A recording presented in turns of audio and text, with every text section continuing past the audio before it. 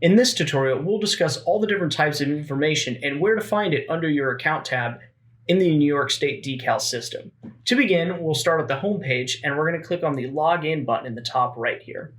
Once that pop-up comes up, go ahead and put in your login credentials. After that, it'll bring you to your My Account page. As you can see here, this shows all the personal information, first name, last name, date of birth, my identifiers, my email address, a phone number, and any personal details, including height and eye color, as well as any addresses on file.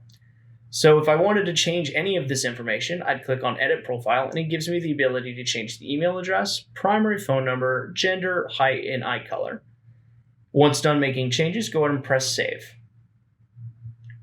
Lastly, if there's another address that I'd like to put on file, as if my physical and/or mailing addresses were different, I'd go ahead and add that address down here. If we scroll back up, we can look at the other tabs here on the left. The next one will be Order History. As you can see here, this is where you will see past orders and all information associated with them. Next, we'll discuss payment methods. As you can see, I already have a credit card on file, so everything should be taken care of if I were to go and make a purchase right now. However, let's say I wanted to add a different payment method. I'd go ahead and click on the Add New Card button down here. It'll bring up a pop-up where I'm going to put in the information associated with the new card.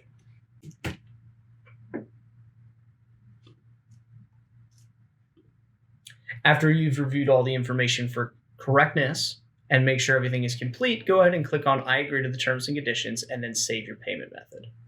And you'll notice that I now have 2 credit cards on file. The default is the original one. There's a pop-up here in the corner. The default is the original one, and then the new card I add is the one underneath it. Now, if I wanted to remove this top card, what I'd do is I'd go to the one that I just added and I'd set that one as the default. It'll take the default off the original. Then I'd click this down arrow here and I'd press delete.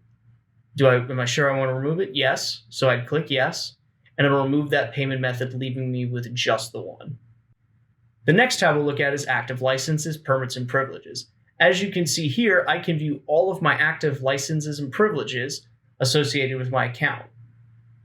So let's look at the non-resident trapping license that I currently have as an example. We can see here that the status is active. Here are the valid dates, the item code, how much it cost, and the licensure associated with it.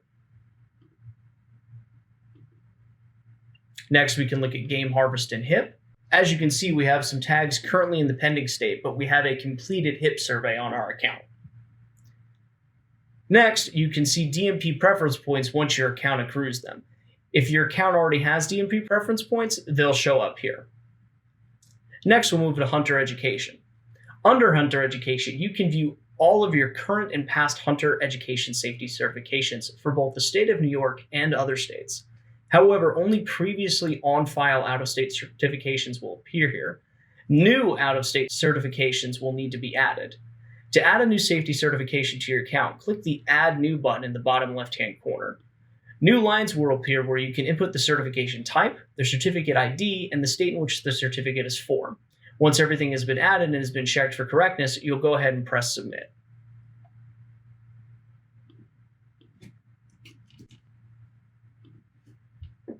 As you can see, I just added my new education type there. Lastly, we'll look at eligibilities. Here, you can add any eligibility that applies to you. To do so, you'll click on Add Eligibility right here, select from the options and see which one applies to you, and then fill out the corresponding information.